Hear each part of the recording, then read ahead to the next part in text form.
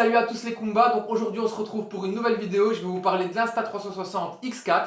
J'avais déjà pu vous parler donc de la Insta360 X3 et aujourd'hui donc je vais vous dire un petit peu les nouveautés qu'il y a sur la X4. Je vais également vous montrer comment intégrer ces données donc de GPS directement dans vos réels.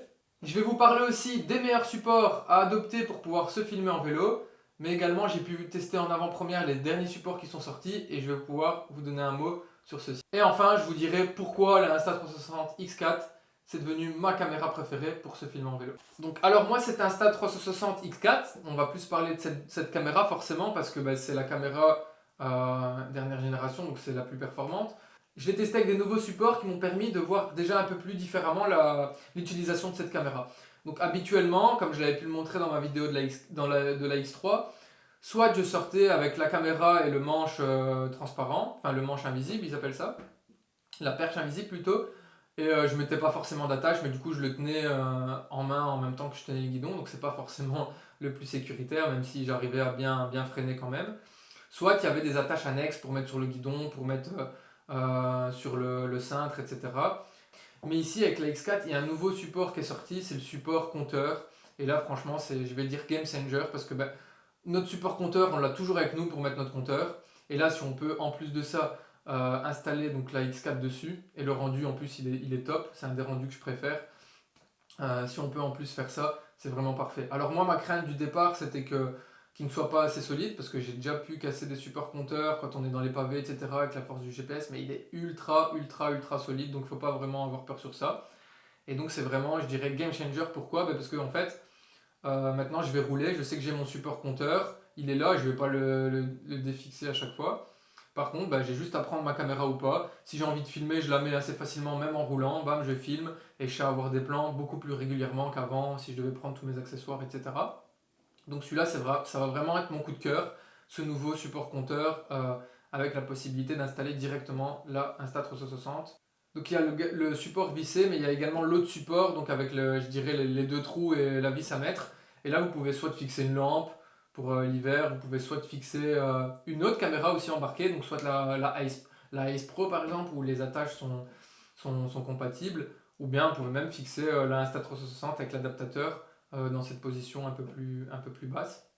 Donc c'est un peu vous qui voyez, et vous pouvez y aller franchement, comme je dis, les yeux fermés sur votre support compteur. Bon, c'est pas adaptable à tous les supports, donc par rapport au guidon aéro, etc. Donc regardez bien sur le site via le lien dans la description si le vôtre est dispo. Moi en tout cas j'ai celui aéro pour le canyon, donc c'est parfait dans mon cas. Ici le deuxième support qui est aussi un coup de cœur. Bon, le premier support c'était plutôt un coup de cœur dans l'angle, je dirais, de la caméra, comment on pouvait la placer, et également dans la praticité de pouvoir l'avoir à chaque fois. Maintenant ici le deuxième support il est un peu moins, je dirais, pratique dans le fait de l'avoir à chaque fois. Par contre, le rendu final, c'est mon préféré. C'est vraiment mon préféré au niveau du rendu final. Pourquoi? Parce que ça donne une impression troisième personne, donc comme si on était sur Zwift ou dans les jeux vidéo, et une sensation de vitesse de fou. Donc moi, j'attends qu'une chose, c'est d'aller à la montagne et le prendre et filmer donc avec ce support et pouvoir avoir des rendus de dingue dans les descentes. Et j'attends que ça. Donc c'est le support, qu'on met donc en dessous de la selle. Vous avez une petite attache. Donc soit là vous pouvez également accrocher soit une Insta directement, soit une Ace Pro ou quoi. Mais là on a un petit, je vais dire un petit adaptateur supplémentaire à venir placer et une autre attache à mettre sur la tige de selle pour pouvoir avoir la perche invisible qui est attachée à plusieurs endroits et donc qui bouge moins, qui est plus sécuritaire. Donc moi j'avais toujours voulu tester ça. Il y en a qui avaient testé ça auparavant avec une autre attache. Mais c'était pas possible, moi, avec soit ma tige de selle aéro, soit le fait que ça tenait pas sur cette tige de celle-ci. Et là, du coup, ça tient, et ça tient très bien, ça bouge pas. Bon, on peut voir des fois des petits vacillements, mais je veux dire, c'est juste le mouvement, ça bouge pas. Et ça permet donc d'avoir, comme je dis, une vue à la troisième personne, et ça, c'est vraiment terrible. Bon, forcément, vous pouvez pas aller faire toute votre sortie avec, je dirais, la perche sortie, et ça peut être chiant, et peut-être pas toutes les sorties avec. Mais moi, ce que je fais, c'est que je dévisse juste l'adaptateur. J'ai les deux supports qui sont là. Et si j'ai envie de le prendre, j'ai juste à les reclipser. Donc, allez, je vais dire ça prend quelques minutes. Mais comme je dis, je n'utilise pas toutes les sorties. Je l'utilise plus quand je vais rouler tout seul. Pour pas... Alors, donc ici, la diff entre les deux caméras. Donc, comme je vous disais, la Insta360 X3 et la X4 ici. Donc il n'y a pas de différence significative. Bon, honnêtement, je les avais jamais mis à côté, mais pour moi c'était la même chose. En fait, c'était exactement le même design et la même taille. Mais non, en réalité, la caméra X3, elle est plus petite, je dirais légèrement plus large, et elle m'a l'air un peu plus légère. Tandis que la X4, elle est un peu plus longue et du coup un peu plus lourde. Et le revêtement, je dirais que l'écran, etc., c'est plus ou moins pareil, sauf que le revêtement derrière est un petit peu plus accrocheur sur la X4. Donc ça, c'est déjà la principale différence. Donc elle n'est pas, comme je vous dis, je ne l'avais jamais remarqué, donc elle est pas non plus extrême. Ensuite, au niveau de la qualité, j'ai pu noter un meilleur micro. Bon, ça, je vais dire, en général, j'utilise pas le micro de l'Insta360, à part si on est dans une pièce et qu'il n'y a pas vraiment. Enfin, si je suis pas dehors, voilà, je vais peut-être l'utiliser, mais en général, je l'utilise pas. Même s'il y a des nouveaux accessoires qui permettent de réduire le bruit du vent, etc., si on est dehors. Donc, ça, j'ai pas encore testé, ça va arriver prochainement. Au niveau de la batterie de la X3 était déjà pas mal, mais sur la X4, ben, il faut dire qu'elle est un peu plus élevée. Bon, ça tient déjà quand même pas mal, mais voilà, il y a une petite amélioration au niveau de la batterie, c'est notable, ça permet de mettre à jour et avoir un peu plus d'autonomie, ça c'est toujours bien.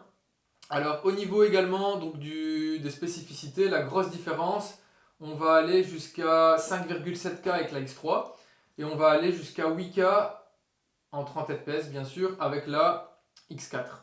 Donc 5,7K pour la X3, ça va rester en 30 fps aussi. Par contre, quand on est en 5,7K sur la X4, on est en 60 fps. Donc pour ceux à qui ça ne parle pas, les FPS et que c'est du chinois, donc les K, ça c'est la qualité, on va dire.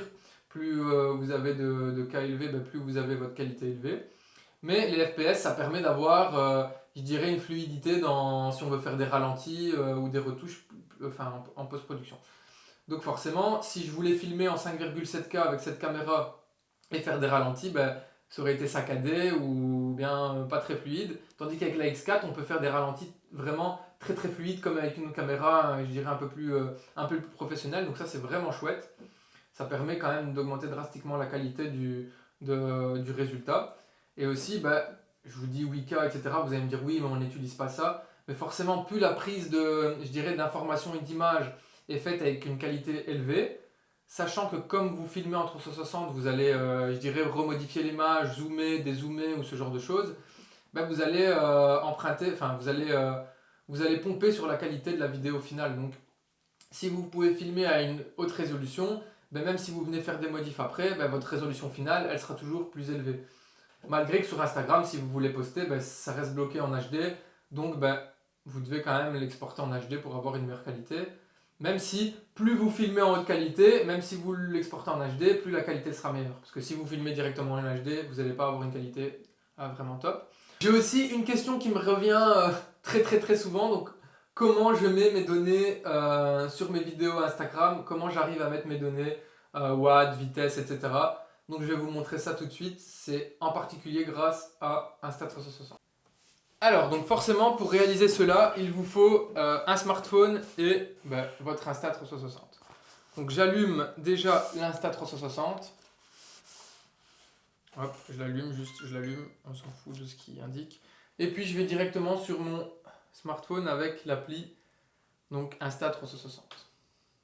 Hop, on arrive sur ce menu. On va ici au milieu pour appairer l'appareil. Donc ici, il est en train de chercher la X4. Voilà, se connecter, rejoindre. Autre point, forcément, vous devez avoir filmé avec votre caméra. Donc ici, je sais pas, je prends en exemple cette vidéo. Je vais prendre en exemple cette vidéo, je vais retirer le son pour pas embêter. Et vous arrivez sur ce genre de menu. Alors on a le format et quelques petites options ici en bas. Ici, on va utiliser le format donc, au milieu, modifié. Et là, ce qu'on a de recommandé, comme on peut modifier la qualité, mettre des filtres, la vitesse, la musique. Voilà, c'est une petite appli pour pouvoir modifier ces vidéos directement. Et là, comme vous voyez, c'est en 360, donc pour ceux qui n'ont jamais vu. Ensuite, vous avez juste à choisir votre angle favori et puis je dirais vous sélectionnez ça. Donc voilà, par exemple, voilà, on voit un peu tout. Et ici, je vais mettre, donc ici, j'appuie là et on peut voir qu'un des premiers onglets ici, c'est l'onglet stats. Donc je clique dessus et là, il me propose différentes choses. Il y a données vidéo, données Garmin Connect, Garmin Connect mais pour la Chine, Apple Health, Coros, IG Sport Global et IG Sport China. Donc moi, ben, j'ai une montre Coros pour le running, mais j'ai également un compteur Garmin pour le vélo. Donc je clique sur Garmin Connect et là, il va aller chercher vos données. Donc forcément, vous devez au préalable enregistrer sur votre téléphone, enfin appairer les deux applications, mais il va aller chercher les données sur Garmin Connect et il va directement les connecter par rapport au GPS sur la vidéo. Donc c'est précis, c'est encore plus précis maintenant qu'avant, donc il y a eu des mises à jour qui ont été faites. Donc vous avez instantanément vos données. Vous avez plusieurs modes, donc classique, cool, course, et le background il change, futuriste, cyber par exemple, donc là je vais mettre course, admettons. Et il y a accélération, inclinaison, cadence, date, etc. etc. Et moi je vais juste laisser vitesse, puissance, parce que c'est les plus importants on va dire. Vitesse, puissance, et allez pourquoi pas cadence. Et là, bah, donc vous voyez que ça s'affiche sur ma vidéo. Donc j'ai les RPM, les watts et la vitesse. Donc si maintenant je veux comme ça, je sélectionne ma vidéo, je fais mon montage, etc. Si je veux d'autres stats, ben, j'ai juste à les ajouter ici. Si je veux les bouger sur mon écran, je les bouge. Si je veux un autre design, ben, je clique sur un autre et je fais comme ça. Je pense que c'est pas encore personnalisable, hein, je sais pas, j'ai pas encore vu forcément si on pouvait personnaliser son design. Mais en tout cas, voilà comment on fait. Et ensuite, ben, forcément, une fois que vous avez votre vidéo, vous faites exporter ici et vous choisissez donc vos données et, et puis vous allez la mettre sur Instagram et voilà. Finalement, donc je dirais pourquoi c'est ma caméra préférée. Forcément, moi j'aimais très bien la X3, mais au niveau, je dirais, je l'utilisais plus pour avoir des plans originaux. Après, j'utilisais très souvent la Ace Pro pour me filmer, pour faire les vlogs, etc. Maintenant, avec la X4, j'adore parce qu'en fait, ça peut vraiment être un peu des deux parce qu'elle est très qualitative si on l'utilise à une lentille. Elle est aussi hyper quali quand on l'utilise en 360. Comme je dis maintenant, je la prends beaucoup plus souvent avec mon support GPS. Et surtout, on peut avoir des ralentis. Donc ça m'est arrivé, je pense que je peux vous mettre un petit plan, de faire quelques ralentis. Moi j'aime bien les beaux petits ralentis assez smooth. Et c'est vrai que ça me manquait un petit peu sur l'Insta360 X3, donc la précédente, d'avoir un beau petit ralenti. Elle est aboutie, ça fait quand même quelques années qu'Insta nous sort des produits assez quali, mais là vraiment on est sur un produit où j'ai presque pas de critique honnêtement. Donc n'hésitez pas aussi aller voir sur mon compte Instagram, là forcément je l'utilise beaucoup plus pour les réels, etc. Même si des fois je vous filme des vidéos YouTube avec ça, mais je l'utilise principalement pour faire des beaux réels assez dynamiques où je combine des plans, je vous montre un petit peu la tâche que j'utilise, donc n'hésitez pas à me suivre sur Instagram, c'est IronSam. Et je mets le petit lien dans la description si vous voulez la commander avec mon lien d'affiliation. Comme ça, ben, ça montre à Insta que vous me suivez et qu'ils peuvent continuer à m'envoyer ce matériel pour pouvoir vous faire des vidéos là-dessus.